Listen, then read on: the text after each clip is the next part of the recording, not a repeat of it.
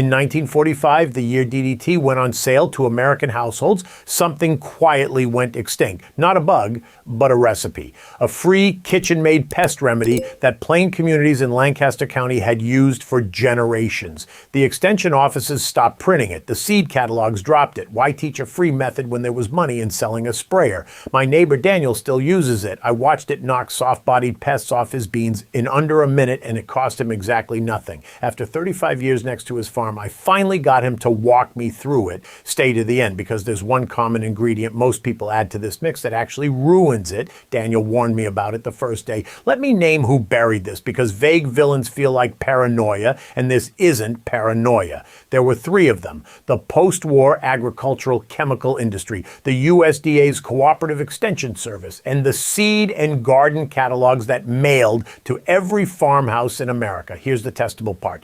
Go find a USDA farmer's bulletin from before the war. They openly listed soap-based contact sprays for soft-bodied pests, whale oil soap solutions, fish oil soap solutions, mixed right in the kitchen. It was printed government advice, free. Then watch what happens by the late 1940s. Those formulas quietly disappear from the bulletins, and in their place you get DDT and lead arsenate dust. The same agency that once taught you to grate soap into water was now teaching you to buy a poison and a sprayer to apply it, and that's the heart of it. A remedy you make from kitchen scraps generates no repeat sales. Nobody gets rich when you fix your aphid problem for nothing, but a branded dust, a bottle of concentrate, a pump sprayer, that's a customer for life. That's a supply chain. The extension office stopped printing the free thing because the free thing didn't sell anything. So here's what gardeners lost. They traded a remedy that cost zero for a recurring expense, the chemical plus the equipment to spray it. And they took on decades of chemical exposure they were told was simply the price of growing food. My father did it. I did it for years. We were doing what we'd been taught,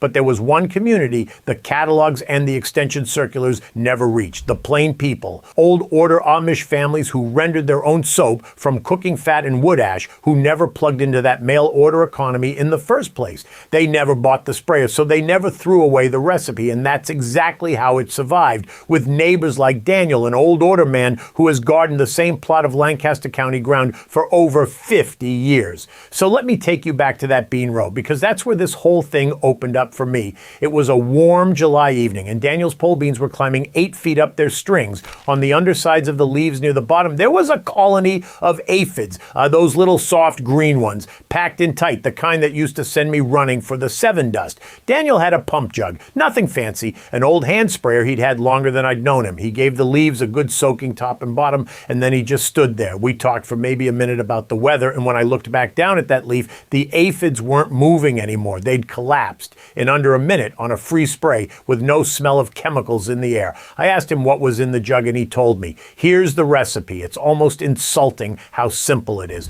About 1 tablespoon of grated true soap dissolved into a quart of soft rainwater. That's it. That's the whole thing.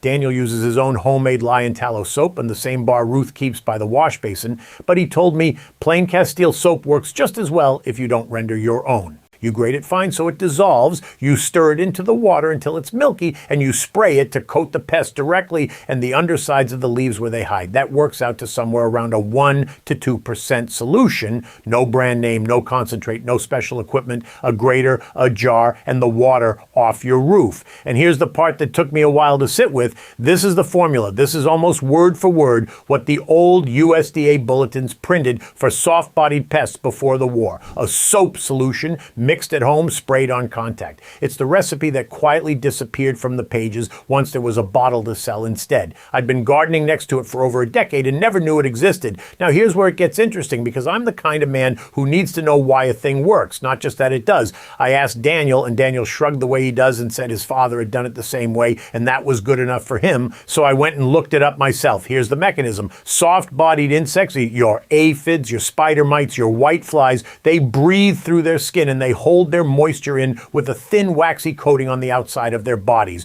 True soap is made of fatty acid salts. When those fatty acid salts hit the insect, they dissolve that waxy coating and break down the cell membranes underneath. The bug can't hold its water in anymore. It dehydrates and collapses. That's the whole story. That's why it happens in about a minute right in front of you while the spray is still wet. And that last part is the key to everything. It only works on contact while it's wet. Once it dries, it's done. There's no residual poison sitting on the leaf. Nothing soaking soaking into the plant, nothing lingering in the soil. And I want you to think about what that means from a business point of view. There's nothing there to patent. There's nothing there to register or schedule with a government agency. There's nothing there to sell you a second time because the active ingredient is a bar of soap you already own. The chemical trade had no use for a thing like that. You can't build a supply chain on a remedy a man makes in his own kitchen. All right, let's keep going because the next layer is what really got me. I want to be straight with you about how well this actually works with names, not just a hand wave. That soap spray takes out aphids, it takes out spider mites, whiteflies, mealybugs, thrips, and soft scale. All the soft-bodied pests that do the most damage to a summer garden. Anything with a soft body and a waxy skin is vulnerable to it. Now here's what surprised me. It spares your beneficial insects, the ones you want. Your ladybugs, your ground beetles, they've got hard shells. And once the spray dries, it doesn't touch them. So you're not wiping out the very army that's working for you, which is exactly what the chemical dust did to me for years without my realizing it. And it's safe. I asked Daniel about that first because I had grandkids running through that garden. You can spray a bean in the morning, rinse it, and eat it for supper that same day. There's no waiting period, no warning label, no washing it 3 times and still wondering. That's something I could never say about the dust under my kitchen sink. Now here's the math. A batch of this spray costs pennies. Daniel renders his own soap from cooking fat and wood ash lye, so for him, a single bar lasts the entire growing season and costs him essentially nothing. It's a byproduct of his kitchen. Even if you buy a bar of plain Castile soap, you're looking at a season's worth of spray for a couple of dollars. Compare that to the branded insecticidal soap concentrate at the garden center, which runs you $15, $20, $30 a bottle, and that's before you buy the pump sprayer to apply it. During an outbreak, you reapply every 4 to 7 days, because remember, there's no residual of that. Once the population's knocked back, you slow down, but the cost of reapplying is just more soap and more rainwater. It's almost free to keep going, and I'll tell you, a remedy that cheap was a genuine problem for an industry built on you coming back to the store every few weeks. You can't grow a business on something a customer makes for free out of soap scraps. That's not a flaw in the method. That's the whole reason it got pushed off the page. Now here's the part that took me 3 full seasons to really understand, and it's the reason most people who hear about this method try it once, get a bad result, and write it off. There are details, small ones, and when you strip them out, the whole thing looks unreliable. Daniel gave me every one of them that first summer, and I'm going to give them to you first, and this is the big one. Use soft water. Rainwater is best. The reason I keep saying soft rainwater, not just water, is that hard water, the kind that comes out of most wells and taps around here, is full of calcium and magnesium minerals. Those minerals grab onto the fatty acids in the soap and bind them up into a useless scum on the same gray ring you see around a bathtub. Once that happens, the soap can't do its job on the insect anymore. You've made bathtub ring instead of bug spray. Daniel catches his water off the barn roof in a barrel, and that soft rainwater is half the secret. I started using my rain barrel water for it, and the difference was night and day. Second, and people get this wrong constantly, use true soap, not a synthetic detergent. There's a world of difference. True soap is fatty acid salts, the thing that actually breaks down the insect's cuticle. The dish liquid under your sink is mostly synthetic detergent with the greases and fragrances and dyes mixed in, and those extras can burn your plant leaves while doing a worse job on the bugs. Daniel uses real soap because real soap is the only kind he's ever made. Most American gardeners reach for the blue dish liquid because that's what the internet told them, and then they wonder why their tomato leaves got scorched. Third, spray in the cool part of the day, early morning or evening like Daniel did that July night. If you spray in the midday sun, the combination of the wet soap film and the hot sun can stress and burn the foliage. In the cool of the day, the spray does its work and dries gently, and the plant's no worse for it. Fourth, get full coverage on the undersides of the leaves. This is where the aphids and the mites and the whiteflies actually live, tucked up underneath, out of the rain and out of sight. If you only spray the tops, you're spraying where the pests aren't. You have to turn the leaf or aim up from below and soak the underside where they're hiding. The spray only works on contact, remember. So if it doesn't touch the bug, it doesn't do a thing. And fifth, on your more sensitive plants, you can rinse the leaves with plain water a few hours after you spray, once the soap has done its job on the insects. That clears any soap film off the foliage before it has a chance to bother the plant. On tough customers like beans, Daniel doesn't bother. On something more tender, it's cheap insurance. Now here's why I'm laying all that out so carefully. Every one of those details is the kind of thing that gets lost when a recipe gets passed down third hand or printed in 2 lines or stripped down to fit on a label. And when those details are missing, the method looks like it doesn't work. Somebody mixes dish soap into hard tap water, sprays the tops of the leaves at high noon, sees scorched foliage and live aphids, and decides Besides, the old free remedy is just an old wives' tale. That's exactly how a free method gets quietly discredited, not by anyone banning it, just by it getting passed around without the handful of rules that make it work until everybody agrees it's not as good as the bottle you buy. Daniel knew every rule because he learned it standing next to his father, who learned it standing next to his. Nothing got lost in that chain. That's what 50 years on the same plot of ground will do. So that's the method, top to bottom. A tablespoon of true soap, a quart of soft rainwater, sprayed in the cool of the day onto the undersides of the leaves. Pennies a batch, dead aphids in under a minute. Safe to eat the same afternoon, and it's the exact formula that the bulletin stopped printing the year the bottles showed up. Now, if what I'm walking you through here is making sense, and you're starting to see how the Amish do this differently than the way most of us were taught, I want to point you somewhere. This soap spray isn't the whole system. It's the last piece of it. In my book, The 30-Day Amish Pest-Proof Garden Protocol, the second chapter lays out what Daniel calls the 5 defense layers. 5 rings of protection that work together. This spray is the 5th layer, the last resort contact tool you reach for only when the first 4 have slipped. If you're tired of fighting the same pest every single season, that chapter shows you exactly where the spray fits. It's all at backyardbillbooks.com. Go ahead and grab your phone and pull that up. Take your time, no rush. I'll be right here waiting when you get back. So why did this disappear?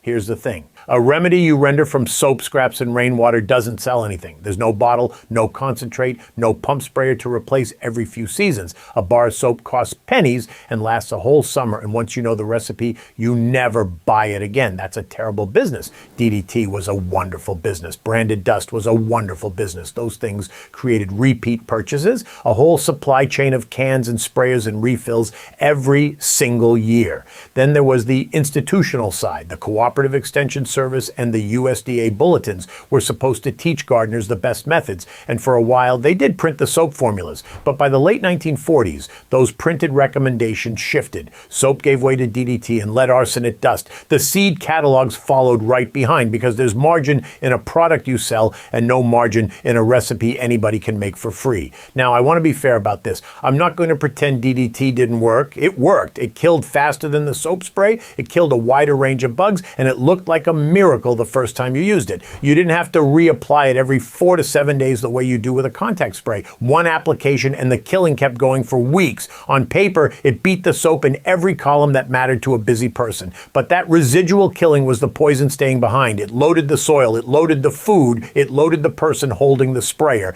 And in 1972, after enough damage, DDT was pulled from the American market entirely. Here's the part that costs you personally. For decades, gardeners spent real money buying products to solve a problem that a bar of soap already solved, and along the way, they absorbed chemical exposure they were told was simply the price of growing food. They traded a free remedy for a recurring bill plus a health risk, and they were taught to call that progress. Daniel's community never made that trade, not because they read a study, because they were never inside the economy that profited from replacing the old way. They rendered their own soap. They never bought the sprayers. The catalog in the extension office didn't shape their gardens. So the recipe just kept living a quarter mile from my back door the whole time.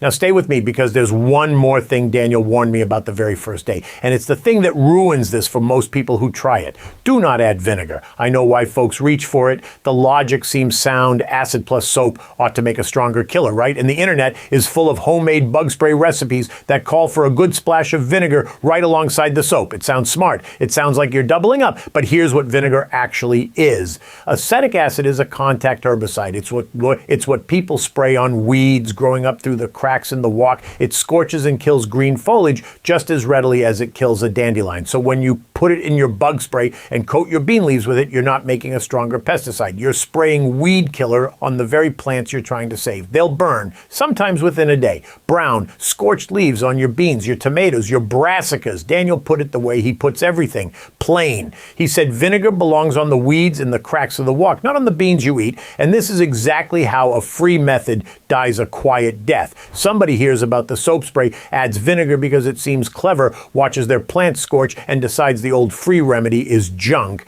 The method didn't fail. The person added the one ingredient that wrecks it. So I'll say it as clear as I can. The true recipe is soap, soft water, and nothing else. The discipline of leaving things out is the whole secret. Don't improve it. Don't strengthen it. Soap and rainwater. That's the formula that survived 200 200 years, and it survived because nobody messed with it. Before I let you go, I want to come back to the book one more time. This soap spray handles soft-bodied pests, aphids, whiteflies, bean beetles, all of them, but every crop has its own troublemakers. In Chapter 8, Crop by Crop Pest Solutions, I walk through them one vegetable at a time. In hornworms on the tomatoes, squash bugs on the squash, aphids and whiteflies and bean beetles, each one handled where it lives. It's everything Daniel showed me over 35 years, organized into a 30-day protocol for $17 at backyardbuildbooks.com. If you're watching on your TV, grab your phone and point it at the QR code on screen. Take your time. I'll be right here. If you're on your phone or laptop already, the link is right down in the description. For anybody who's done with the chemical cycle and wants the whole system instead of one tip, that's where it lives. So that's the Lost Method, top to bottom. A free spray of true soap and soft rainwater that knocks soft-bodied pests off your plants in under a minute. The recipe the post-war bulletins quietly stopped printing the year the bottles arrived. Now you've got it back. The remedy that got written out of the record, and the one rule, no vinegar, and that keeps it working. And this is just one piece of what survived in those plain communities. Next time I'll show you how Daniel stores rainwater the Amish way. The man hasn't turned on a hose in years. On a few hundred farms across Pennsylvania right now, none of this is secret. It's just how a summer afternoon looks. Try it this season. Mix up a quart, find one bean row with aphids on it, and spray it in the cool of the evening. Then drop a note in the comments and tell me what you saw. I'll see you in the next one.